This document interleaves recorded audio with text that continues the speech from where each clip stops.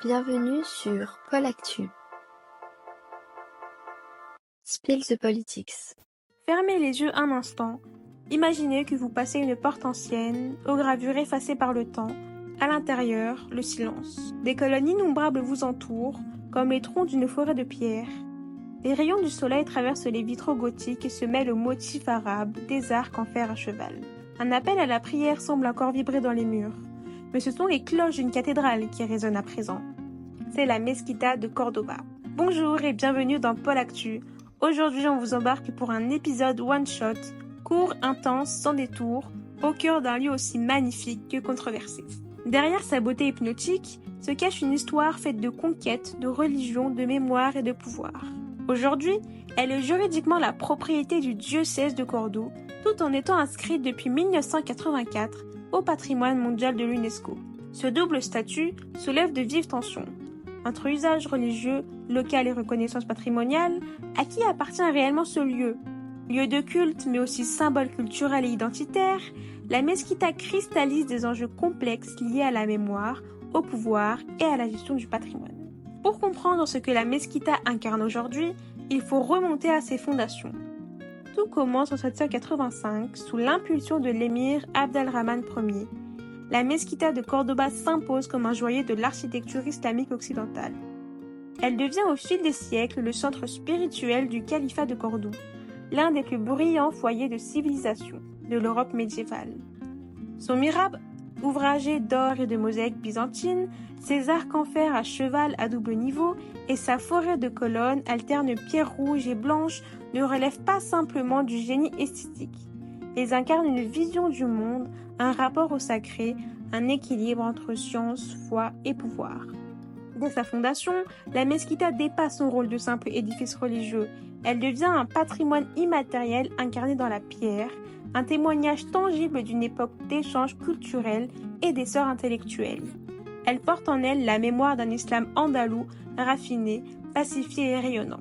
Ensuite, en 1236, la prise de Cordoue par Ferdinand III de Castille s'inscrit dans le contexte plus large de la Reconquista, ce long processus de reconquête chrétienne de la péninsule ibérique. La mosquée est alors consacrée cathédrale et un chœur baroque y est inséré au XVIe siècle au centre même de la salle hypostyle. Cette transformation est bien plus qu'une adaptation fonctionnelle, elle représente un geste politique, une affirmation de la victoire d'un culte sur un autre. Mais chose rare, les rois catholiques choisissent de conserver l'essentiel de l'architecture islamique, fascinés par sa beauté et sa grandeur. Ce choix donne naissance à un édifice hybride où se croisent sans se confondre les symboles des deux religions. Ainsi, on peut voir que la Mesquita devient alors un palimpseste patrimonial, un lieu où s'enchevêtrent différentes strates historiques et identitaires.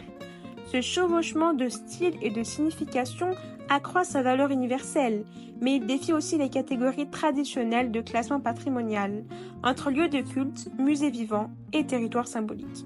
Aujourd'hui, la Mesquita cathédrale n'est pas un monument figé, c'est un espace de tension mémorielle et politique.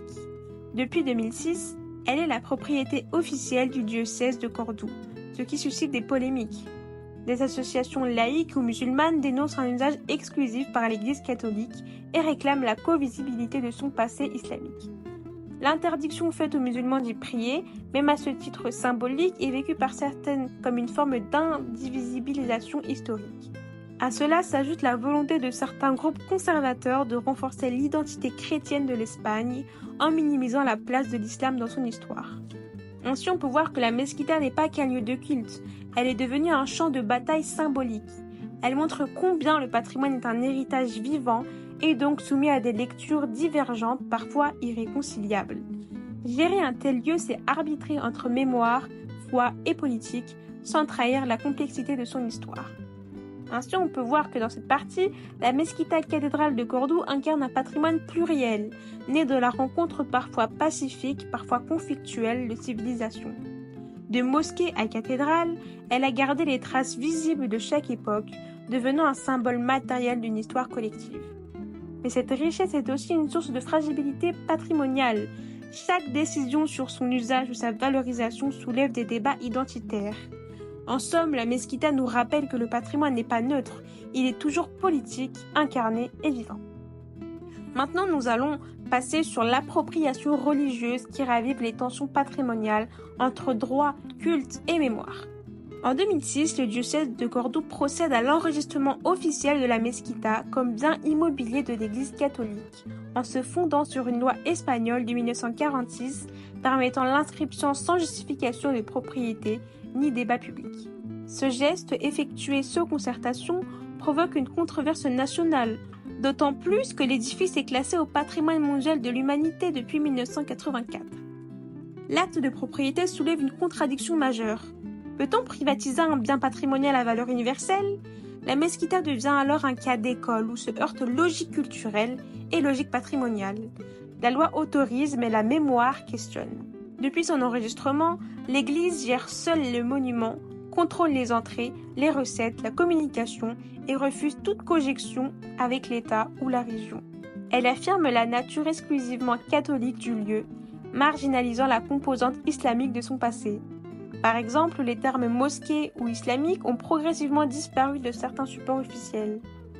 Le patrimoine n'est pas un simple objet du passé, c'est un outil de narration. Quand un seul acteur impose sa lecture, le monument cesse d'être partagé. Il devient alors instrumentalisé.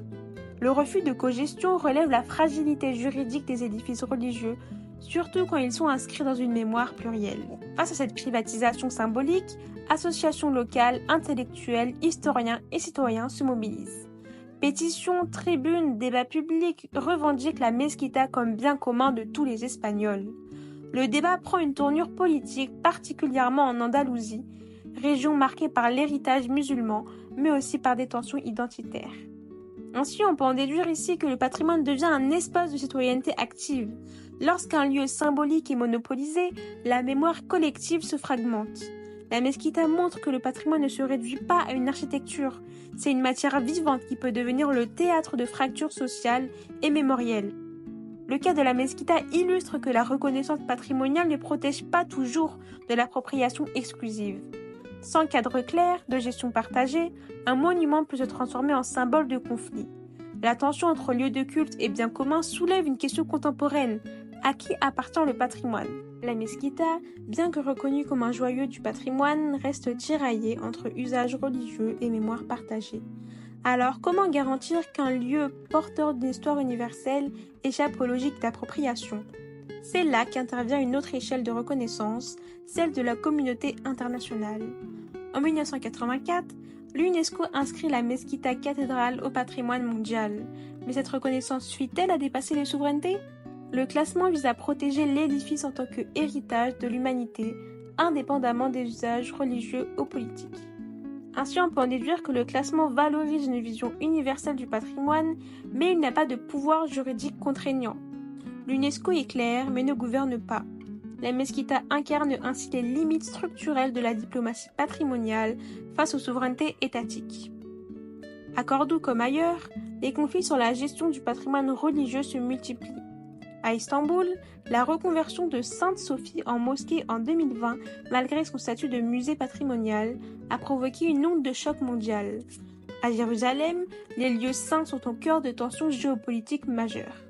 Ainsi, on peut voir que la mesquita s'inscrit dans une tendance globale où les États reprennent le contrôle symbolique du patrimoine religieux pour des fins politiques ou identitaires. Cela fragilise l'idée d'un patrimoine universel soumis aux priorités nationales. Face à ces impasses, certains modèles alternatifs émergent. Le Mont Saint-Michel, co-géré entre moines et autorités publiques, en est un exemple. D'autres sites favorisent une ouverture culturelle des expositions interreligieuses ou des moments de dialogue entre communautés. Les intellectuels appellent à une réinvention de la gouvernance patrimoniale fondée sur la pluralité des mémoires. Ainsi, on peut voir que le patrimoine universel n'est pas un acquis, c'est un idéal à reconstruire. Cela nécessite une gouvernance partagée fondée sur la transparence, la pluralité des acteurs et la reconnaissance des mémoires croisées. La mesquita pourrait devenir un laboratoire du patrimoine vivant si les logiques d'exclusion cédaient à celles du dialogue. Ainsi, on peut en déduire que l'UNESCO porte une ambition humaniste du patrimoine comme bien de tous. Mais cette ambition reste fragile. Face aux logiques du pouvoir, le cas de la mesquita appelle à un dépassement des oppositions entre sacré, laïque, local et mondial, pour inventer une gestion patrimoniale à la hauteur de la diversité historique des lieux. La mesquita de Cordoue est un monument unique au monde où s'enchevêtrent spiritualité, conquête, art et mémoire. Elle incarne le génie humain, mais aussi ses fractures. Sa valeur patrimoniale tient à cette superposition des héritages, et c'est précisément cette complexité qui en rend la gestion difficile. Alors que le patrimoine est censé rassembler, il peut aussi diviser quand une seule mémoire prétend s'imposer. À l'heure où les identités se crispent, la mesquita interroge. Un monument classé au patrimoine mondial peut-il être resté le monopole d'un seul groupe? Ou bien faut-il repenser la gouvernance du patrimoine pour qu'il soit véritablement le miroir de l'humanité dans sa pluralité? Merci d'avoir écouté ce one-shot de Paul Actu. Si cet épisode vous a fait réfléchir, partagez-le, discutez-en et surtout ouvrez l'œil. Parfois, ce que raconte un monument en dit long sur ce que nous sommes prêts à oublier. À bientôt pour un prochain épisode.